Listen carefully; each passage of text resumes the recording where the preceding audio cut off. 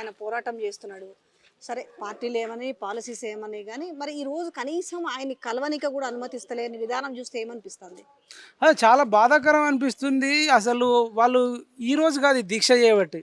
ఆ రాజు అని, ఇంకా జయశంకర్ అని వీళ్ళందరూ కూడా నెల రోజుల నుంచి చేస్తున్నారు. ఆయన ఏదో సామరస్యంగా చేస్తున్నాడు. అంటే ఉద్యోగాల విషయంలో మనం మాట్లాడుకుందాం. మొన్నటికి మొన్న కూడా ఎల్బీ స్టేడియంలో మాట్లాడుతూ మేము వచ్చి రాగానే 30,000 ఉద్యోగాలు ఇచ్చినామని అంటున్నారు. మరి అన్ని ఉద్యోగాలు ఇస్తే ఈరోజు తను అశోక్ సార్ ఎందుకు ఆయన ఒక నిరాహార దీక్ష చేస్తున్నాడు? చేస్తుంటే ఈ రోజులు పోలీసులు అంటే ఆయన ధర్నా చౌక్ లో చేద్దామంటే కూడా పర్మిషన్ ఇవ్వలేదు. మరి ధర్నా చౌక్ ఎవరైనా కూడా అందరికి స్వేచ్ఛనిచ్చాం బానిస సంఖ్యలు తెచ్చినామంటారు కదా. మరి ఇప్పుడు ఇది జరుగుతున్న తీరును చూస్తే ఏం చెప్తాం? అదే మరి వాళ్ళకి భయపడుతున్నట్టుంది. ధర్నా చౌక్లో చేస్తే కొన్ని వేలాది మంది స్టూడెంట్స్ వస్తారు, అన్ని ఛానల్స్ వస్తాయి. మరి రాష్ట్రం అంతా నిరుద్యోగులు మళ్ళొక్కసారి మరి మాకు వ్యతిరేకం అవుతారేమో, దీన్ని ఎట్లనే చేసి ఆపాలి అనే ఒక ఆలోచనతో ఉన్నట్టు మనకు కనిపిస్తుంది. కానీ అరిచేతిని అడ్డం పెట్టి సూర్యుడిని ఆపలేరు, ఏదో పర్మిషన్ ఇవ్వకపోతే నిరుద్యోగులను ఆపలేరు. ఆయన అడిగే అన్నీ కూడా న్యాయబద్ధమైన డిమాండ్లు ఏమున్నాయి. దాంట్లో టెట్ కండక్ట్ చేసి డిఎస్సి పెట్టండి అని అంటున్నారు. మీరే కదా చెప్పి 25,000 డిఎస్సి పోస్టులు టీచర్ పోస్టులు ఖాళీ ఉన్నాయి, అవి ఫిలప్ చేయండి. ఎట్లా ఒకవేళ నింపకపోతే సెకండ్ ఎప్పుడు ఇస్తారు, ఇప్పుడు ఎన్ని ఇస్తారు అని అడుగుతున్నాడు. అది చాలా చిన్న విషయం. అదేవిధంగా గురుకులాలలో మెయిన్గా ఇప్పుడు జరిగేది గురుకుల ఇష్యూ. దాంట్లో ఒక 9,000కు పైగా జాబులు ఉన్నాయి మేడం. ఒక 6,000 జాబులు వచ్చినాయి. వచ్చిన వాళ్ళకే 3 జాబులు 4 జాబులు వచ్చినాయి. అట్లా కాకుండా వీళ్ళు ఏమంటారు అంటే ఫస్ట్ డిఎల్ జాబ్ ఇవ్వండి వాళ్ళకు. ఇప్పుడు ఒకళ్ళకి 4 వచ్చినాయి అనుకోండి, డిఎల్ జేఎల్ టీజీటీ పీజీటీ వస్తే ఈ 4 జాబులు ఒక్కళ్ళకి ఇవ్వలేరు. కాబట్టి ఒక జాబ్ ఇస్తే ఆ పైన పెద్ద జాబ్కు డిఎల్కి వెళ్ళిపోతారు, డిగ్రీ లెక్చరర్ జాబ్కి వెళ్తారు. ఈ 3 మిగులితే దాంట్లో నెక్స్ట్ వచ్చిన మెరిట్ స్టూడెంట్కి ఇవ్వండి, దీంట్లో ఉన్న వాళ్ళకి ఇవ్వండి అంటున్నారు. అది చిన్నది, సుప్రీంకోర్టు కూడా చెప్తుంది. మరి వీళ్ళు ఎందుకు చేస్తలేరో మరి పోయే కాలం వస్తే ఇట్లనే ఉంటుంది. అంటే ఏంటి ఇప్పుడు సొల్యూషన్ ఏంది అంటున్నా వచ్చి వాళ్ళు ఏమంటున్నారు?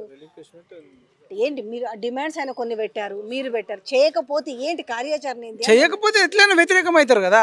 చేయకపోతే ఇప్పుడు ఎన్నికల్లో వస్తారు, అవి వచ్చినప్పుడు అడుగున అడ్డుకుంటారు. నిరుద్యోగుల సత్తా ఏందో చూస్తారు. పోనీ ఇంత ముందు కాళ్ళ ఎలా పడితే వద్దురా నాయన పాత ప్రభుత్వం అని అంటివి చేస్తేవి.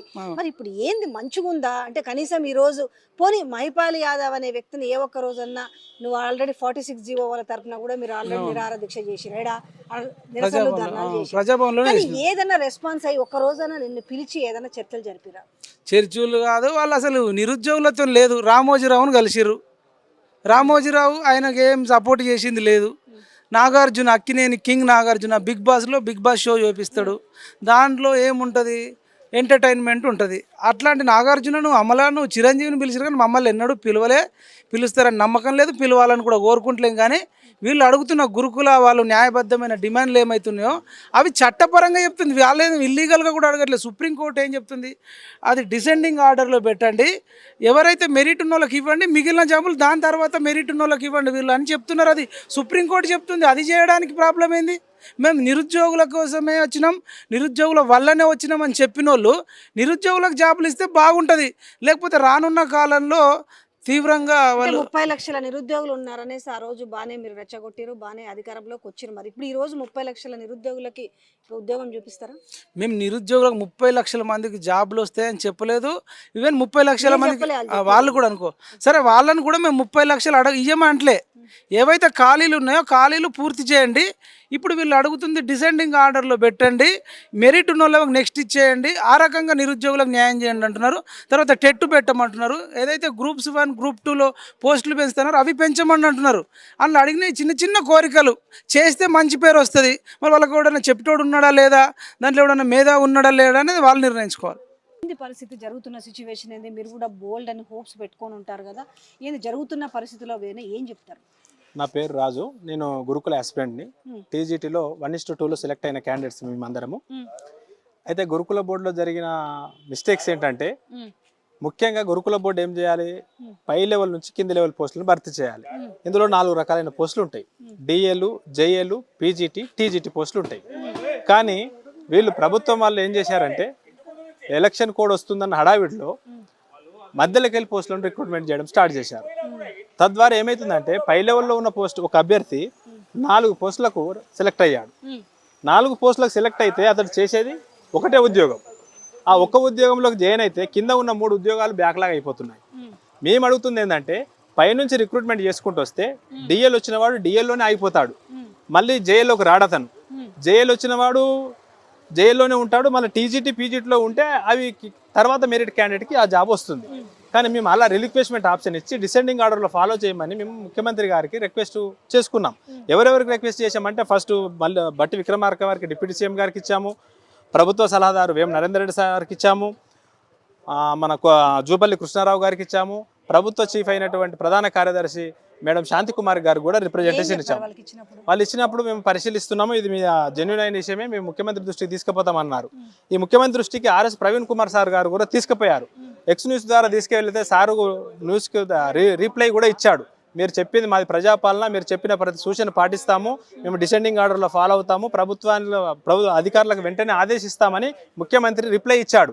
కానీ ఆ రోజు రిప్లై ఇచ్చిన రోజు మేము చాలా సంతోషపడ్డాం. ఇక అయిపోతుంది, వెంబడే వెబ్ ఆప్షన్ వచ్చేస్తుంది, రిలిక్విష్మెంట్ ఆప్షన్ వచ్చేస్తుంది, మా అందరి 3500 మంది మెరిట్లో ఉన్నటువంటి అభ్యర్థులందరికీ న్యాయం జరుగుతుందని ఆశపడ్డాం.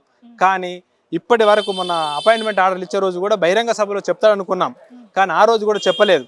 ఆ చెప్పకపోతే నెక్స్ట్ డేనే మేము కమిషనరేట్కి వెళ్ళి మేము ధర్నాకు పర్మిషన్ తీసుకున్నాం. పర్మిషన్ తీసుకొని ధర్నా చౌక్ వద్ద ధర్నా కూడా చేశాం. ఆ రోజు మనకు ఆర్ కృష్ణయ్య సారు, మన అశోక్ సారు కూడా వచ్చి మాకు మద్దతు తెలిపాడు. ప్రభుత్వానికి రిలిక్విష్మెంట్ ఆప్షన్ పాటించండి, దాదాపుగా ఒక 9210 ఉద్యోగాలు ఉన్నాయి, ఇందులో 5000 మందికి మీరు అపాయింట్మెంట్లు ఇస్తున్నారు. ప్రభుత్వం వెంటనే రేపు క్యాబినెట్ మీటింగ్లో రిలిక్విష్మెంట్ ఆప్షన్ కోసము ప్రభుత్వం వెంటనే జీవో ఇవ్వాలి. ఆ జీవో ఎంపడే ఇంప్లిమెంట్ చేస్తూ ఎలక్షన్ కోడ్ రాకముందుకే గురుకుల పోస్టులలో 2900 పోస్టులకు 2900 పోస్టులకు అపాయింట్మెంట్ ఆర్డర్లు ఇచ్చి ఒక్క పోస్టు కూడా బ్యాక్లాగ్ కాకుండా ప్రతి నిరుద్యోగిని కాపాడాలని మీ ప్రభుత్వాన్ని కోరుతున్నాం.